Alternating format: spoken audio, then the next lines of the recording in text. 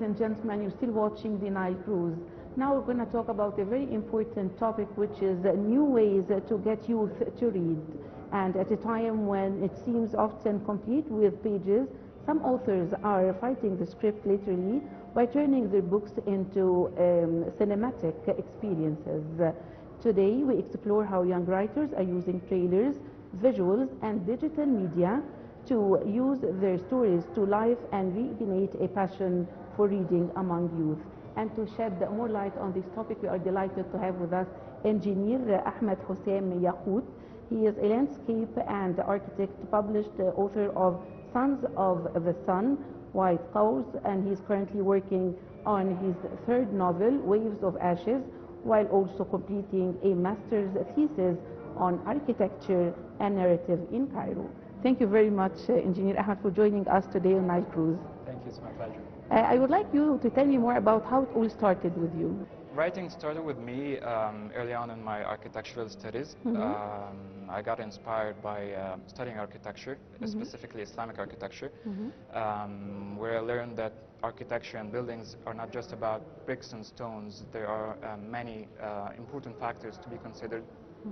Like, for example, how a building can make you feel calm and collected, how a building can make you feel safe, how a building can make you feel connected to nature, like the skies above and water fountains and even the air breeze that was designed in Islamic architecture. And I actually remember back then I wrote my first short story. It was titled Qaid Bay. It was about a theft attempt that happened at the complex of Qaid Bay at the Northern Cemetery in Cairo. By the way, the Qaid Bay complex is the one printed on the Egyptian pound. I explored a vision where what the modern Egyptian pound? Yeah, the one modern, that we the use. Printed Egyptian pound and not the coin. I envisioned a scenario where one of the residents tried to stop the theft, and I wrote it as an action thriller, short story, and then I started later on to develop my own narrative voice through architecture and writing. I'm always interested in this intersection between storytelling and architecture. Engineer Ahmed, what feedback have you received from viewers or readers who discovered your books through trailers? Oh, they wanted it to be turned into movies. Like, I'm not sure if it's on the online videos, but I remember correctly from my friends who've seen the trailers. Like, they were talking to me like, isn't that a movie? Like, we wanted to see it as a movie, and I was like, nope, guys, it's just a trailer for a book. But the other feedback that I got from people who read the novels and then watched the trailers was that how much the trailers were matching to the vibes of the books. So I had both feedback.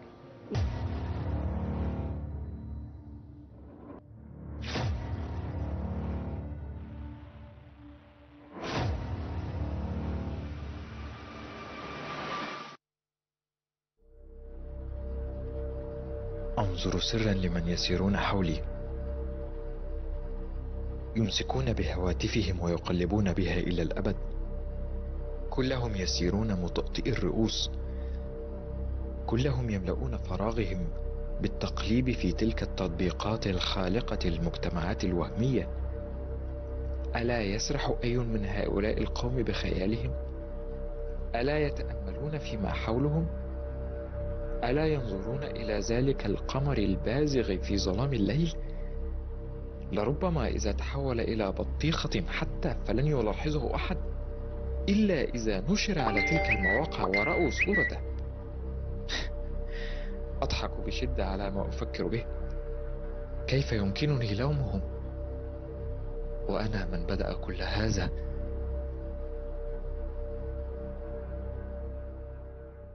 Engineer Ahmed, as someone trained in architecture, how do you apply design thinking when crafting stories or their visuals? Well, the methodology that I learned in architecture school is some sort of a scientific methodology that you can apply to produce any sort of creative product. So it starts with a conceptual phase where you get to explore the main idea that you want to talk about, or basically have some sort of intention, define your intention, what do you want to do and why. And then after that concept phase, you start researching the concept that you want to create. And it actually gives you this additional layer of refinement, like you get to learn from the past mistakes of people that tackle the same concept, like the one that you're trying to do, and maybe gives you a new perspective to the same idea that you're trying to write about or you're trying to design. And then after the concept phase and the research phase, you start to develop the drafts of your work, and then it goes back and forth. So it's very typical that when you're working on your drafts, you get back again to the concept phase or the research phase to adjust the concept or to research a bit of a specific topic that you want to develop your ideas through. And yeah, I think that applies to architecture, to writing, to graphic design, to cinema. Yes. So that's and what's your advice to young writers who are starting to be writers to promote their work in innovative ways? I think I'm a bit young to give advices, but no, but you can give us tips.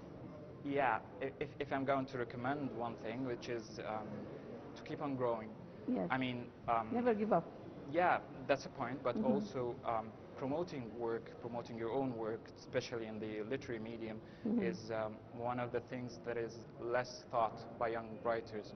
So there's no like specific recipe for success in the field overall. You have to first know yourself and know what you're trying to do and the value of what you're doing, what you're giving to the people, and you have also to know your audience, who they are you're writing for, and how to reach them and where.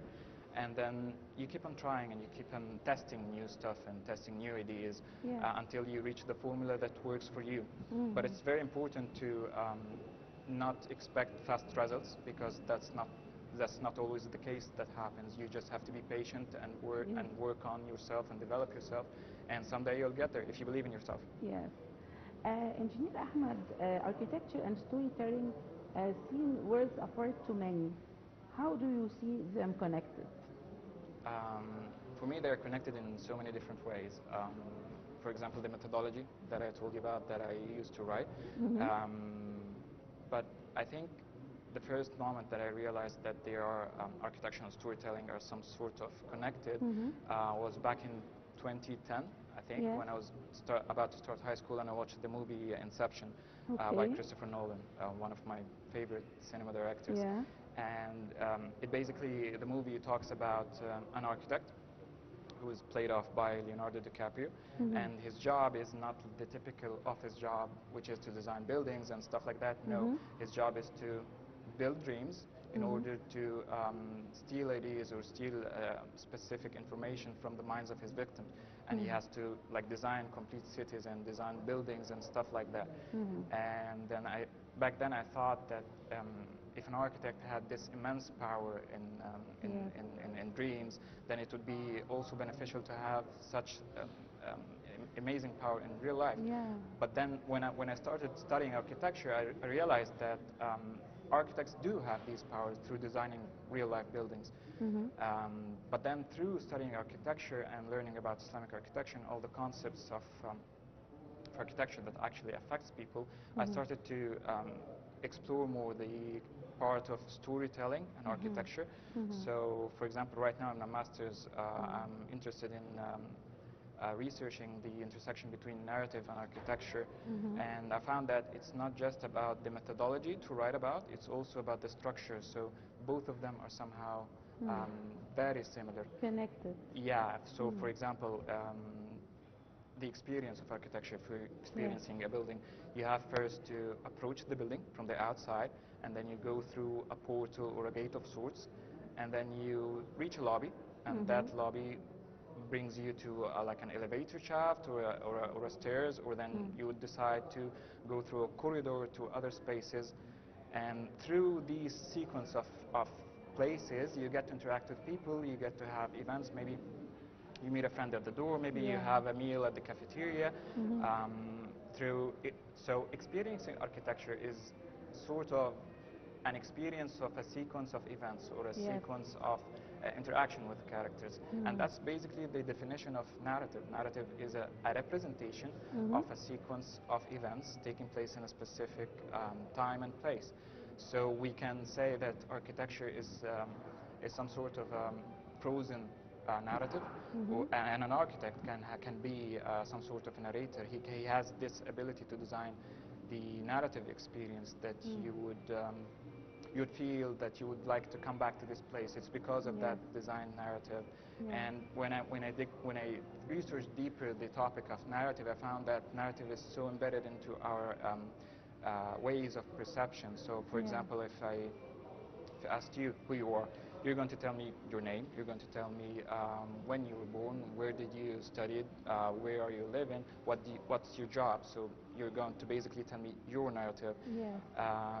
And I believe that the stories we tell ourselves about ourselves as individuals and as communities shape us in some sorts and shape the types of architecture that we generate. So the intersection is very interesting and profound depending on how you look at it. Okay. Engineer Ahmed, of all the characters and stories you have written, is there one that feels most personal to you, and why? Well, yeah, my new novel, The Waves of Ashes, is the one that I would say the most personal to me, because it took me very long to write it. It took me like 10 years or something like that. I wrote it with... Quite big time. Yeah, very big time. I wrote it with my best friend back in college, Ahmed. Yeah. And we were on and off of it, trying to perfect every single detail for the plots, for the characters. It's set up in... What's about the stories? It's a futuristic dystopia in Cairo, set in a far future where the whole world is governed by an entity called the institution. And the whole world fell into ruins because of several wars and many violent events. And this institution, the first thing that it did to Cairo was to expel all the sick and poor people outside of Cairo, beyond the River Nile. So they expelled them to the lands of Giza, which is now the lands of Giza. And these people, the expelled people, were called the nomads.